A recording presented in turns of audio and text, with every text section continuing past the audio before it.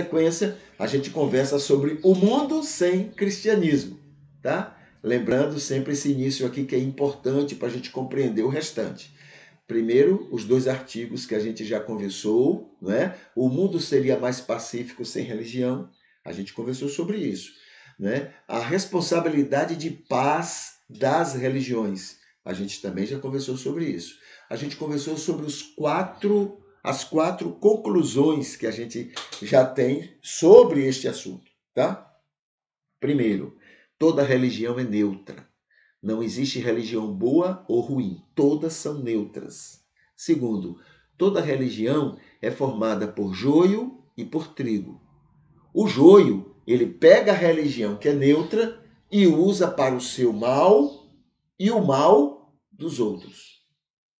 O trigo, ele pega a religião que é neutra e usa para seu bem e o bem dos outros. Entendeu? Então esse é o joio e o trigo, né? A terceira conclusão é o que a Bíblia diz.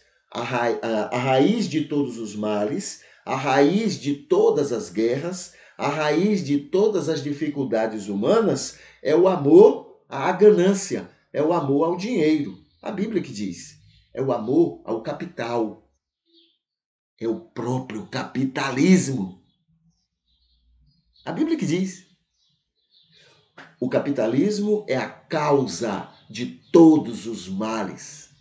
O amor ao dinheiro, à ganância, o amor à riqueza, ao acúmulo de riqueza. Este é a causa de todos os males, tá?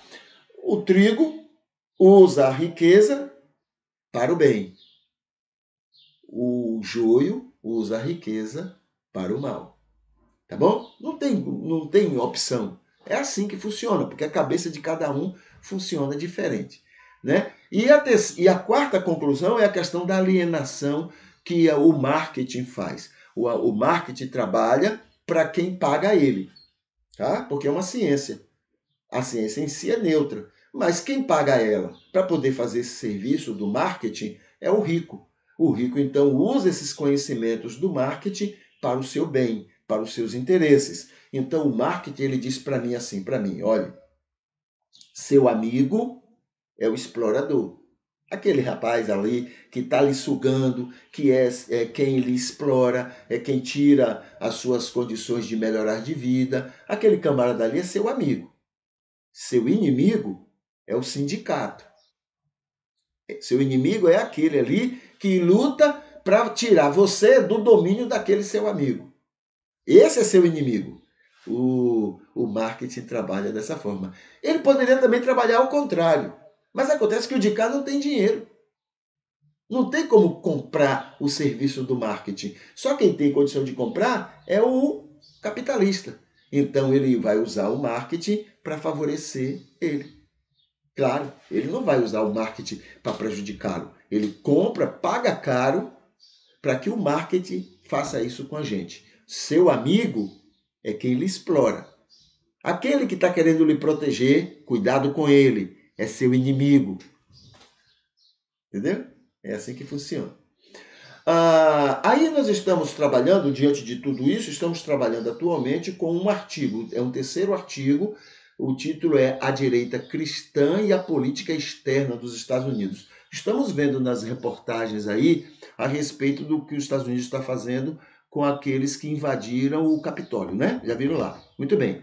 Aquilo tudo ali é coisa dos evangélicos. Eles não falam. Olha, se fosse o contrário, a gente falaria.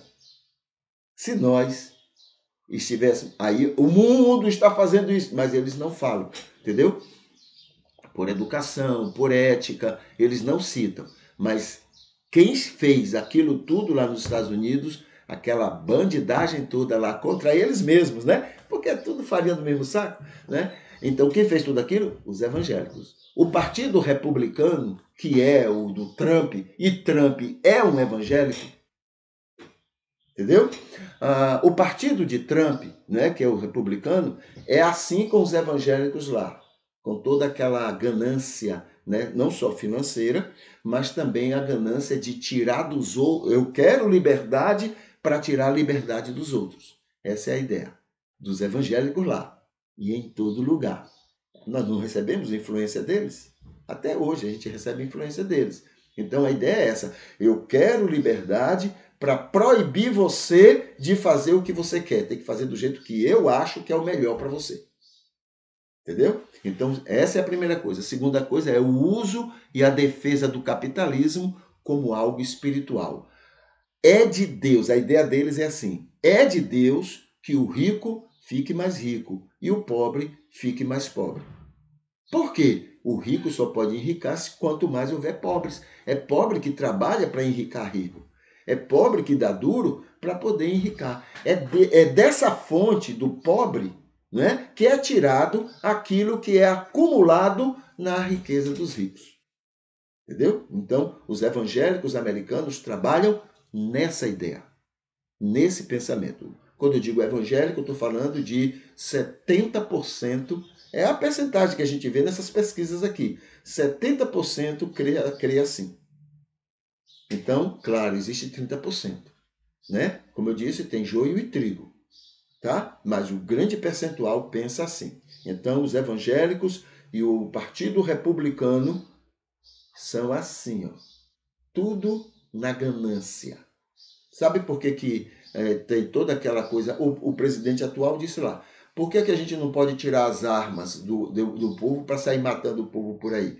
Porque o Partido Republicano, evangélicos, são favoráveis. O lobby é muito forte.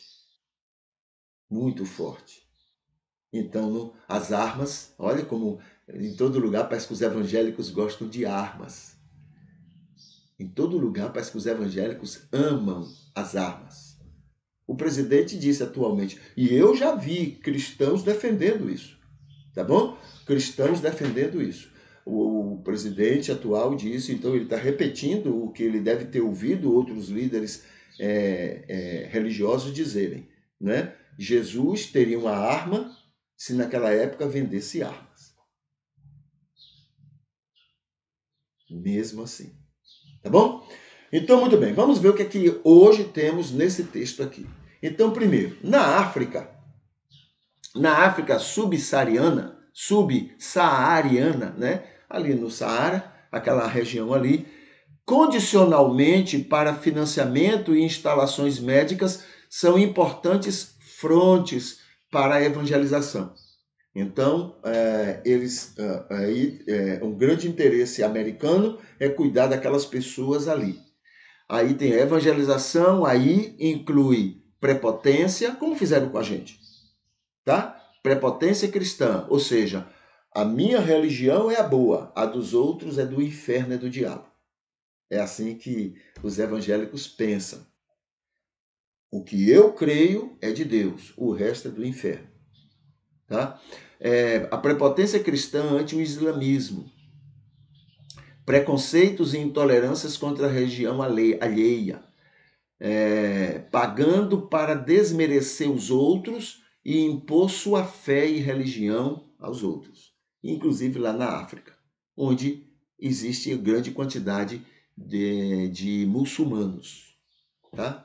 Tudo preconceito.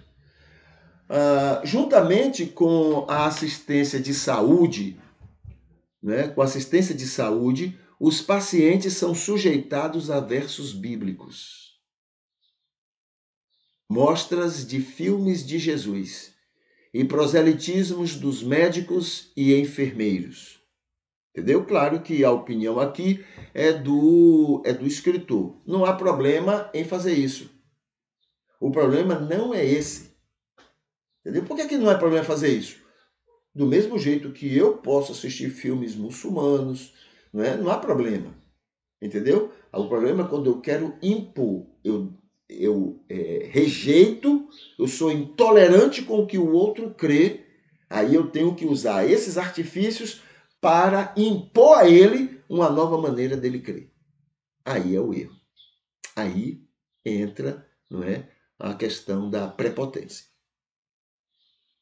Então, muitas organizações só contratam cristãos e incentivam seus membros a converter os que recebem ajuda. Então, o dinheiro que é dado para a ajuda externa, não é? Ou ajudas lá nos Estados Unidos, já que os evangélicos é que estavam no domínio desse dinheiro, então eles só davam para empresas ou para organizações que só contratassem cristãos. Cristãos aí é gente que concordasse com esse tipo de coisa que eles fazem.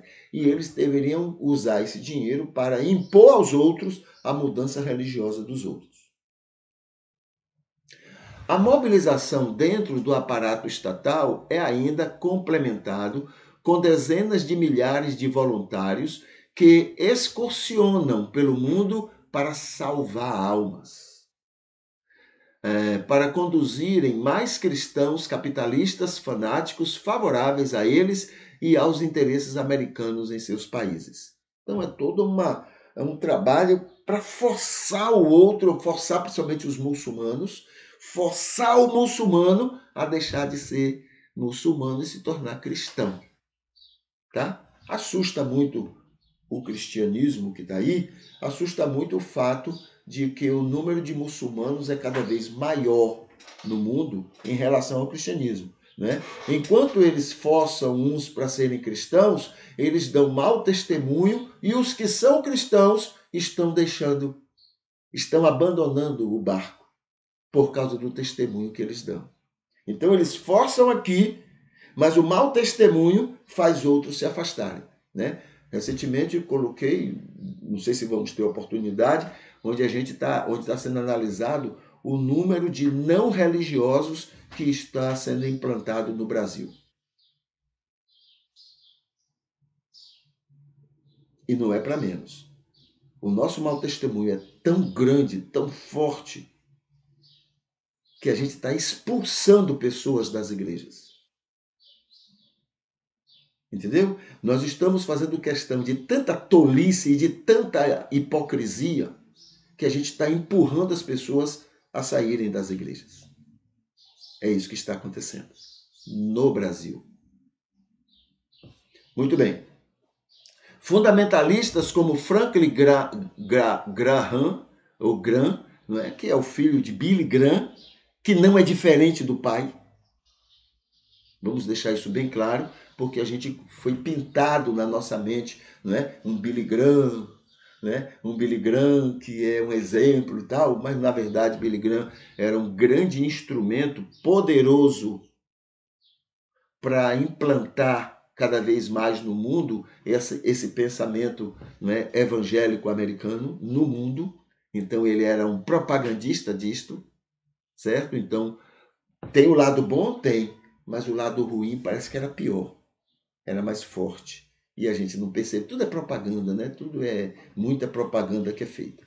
Então, fundamentalistas como Franklin Graham e Pat Robertson não escondem sua visão sobre o Islã e apontam países muçulmanos como alvos de conversão.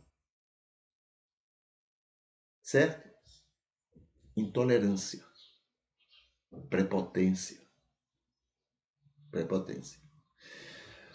Com tudo isto e outras coisas mais, os Estados Unidos não são vítimas de terrorismo. Não são vítimas. Mas são provocadores culpados e cínicos em nome de Jesus. Então, tudo que eles sofrem, não é somente dentro dos Estados Unidos, mas fora também, tudo que eles sofrem em relação a terrorismos, etc., eles não são vítimas, eles são culpados. Eles provocam tudo isso, porque eles precisam impor ao mundo a vontade deles. E os evangélicos estão envolvidos nisso. Essa ideia de eu quero liberdade para tirar a sua liberdade. Você tem que crer no que eu creio. Você tem que fazer o que eu faço. Você tem que se comportar do jeito que eu acho que você deve se comportar. Entendeu? Então, os evangélicos americanos, na maioria, tá? Não são todos, mas na maioria, os evangélicos americanos pensam assim, agem assim, trabalham o tempo todo nisso. E não é uma coisa recente. E isso é desde o começo do século passado. A gente está vendo aqui nesses estudos sobre isto. Tá bom? Desde o começo do século passado é que esse trabalho mais articulado tem sido feito, né, naquele país para alcançar outros países e empurrar todos para aquilo que eles acham que é o melhor para eles em cima desses países. Ok.